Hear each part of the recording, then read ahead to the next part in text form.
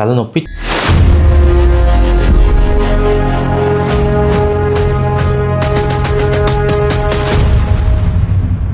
చూపు ఒక కన్ను బాగా కనిపిస్తే ఒక కన్ను బాగా కనిపించకుండా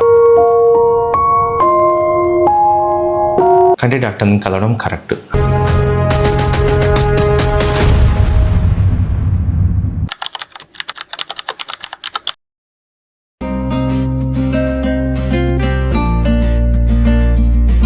ఏ వ్యాధికి ఏ లక్షణాలు ఉంటాయి, వాటిని గుర్తించి ఏ డాక్టర్ని కలవాలి అని మనం ఒక అవగాహన ప్రోగ్రామ్ చేస్తున్నాం కదా, ఇది ఒక సిరీస్ లా చేస్తున్నాం. దీంట్లో ఇప్పుడు చెప్పబోయేది తలనొప్పి, చూపు గురించి. ముఖ్యంగా తలనొప్పి వచ్చినప్పుడు సాధారణంగా చాలా మంది వరకు కంటి డాక్టర్ని కలవడం, కన్ఫ్యూజ్ అవ్వడం, మళ్ళీ న్యూరాలజీ డాక్టర్ దగ్గర రావడం జరుగుతుంటుంది. సాధారణంగా తలనొప్పి ఉన్నప్పుడు చూపు కానీ ఇబ్బంది లేకపోతే నరాల డాక్టర్ని కలవడం కరెక్ట్. ఒకవేళ తలనొప్పి కాకుండా కన్ను నొప్పి వరకే ఉండి కన్ను బాగా లాగుతూ చూపు మసగ్గా కనిపిస్తుంటే కంటి డాక్టర్ దగ్గర పోవడము కరెక్ట్ గా ఉంటుంది. ఇవన్నీ కన్ఫ్యూజన్ గా ఉన్నప్పుడు న్యూరాలజిస్ట్ దగ్గరకు వచ్చినప్పుడు ఇంచుమించు ఐ ప్రాబ్లం ఏదైనా ఉంటే డిటెక్ట్ చేసి కంటి ప్రాబ్లం కంటి డాక్టర్ దగ్గర పంపడం కూడా జరుగుతుంది. క్లియర్ గా చెప్పాలంటే తలనొప్పి ఉండి చూపు ఒక కన్ను బాగా కనిపిస్తే ఒక కన్ను బాగా కనిపించకుండా, అంటే ఒక 2 డయాప్టర్లు తేడా, ఒక దాంట్లో చూపు బాగా మందగిచ్చి ఇంకో దాంట్లో బాగా కనిపిస్తున్నప్పుడు 2 డయాప్టర్స్ డిఫరెన్స్ ఉన్నప్పుడు అది చూపు డిఫరెన్సెస్ వల్ల వచ్చే తలనొప్పి. ఇటువంటి తలనొప్పి ఉన్నప్పుడు కంటి డాక్టర్ని కలవడం కరెక్ట్. అలా కాకుండా చూపు ఇబ్బంది ఏమి లేకుండా తలంతా వచ్చేసి ఒక కన్ను దగ్గర వెనక నుంచి ఎక్కువ నొప్పిగా ఉండి వాంతులు ఉండడం, తల తిరగడం ఇట్లాంటివి ఉంటే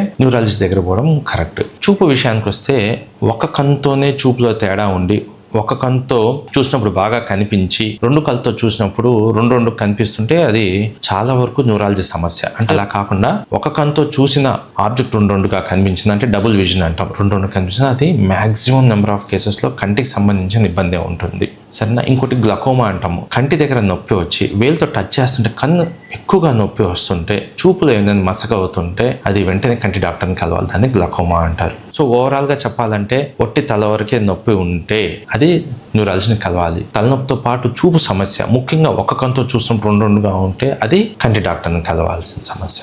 అర్థమైంది అనుకుంటాను. Thank you.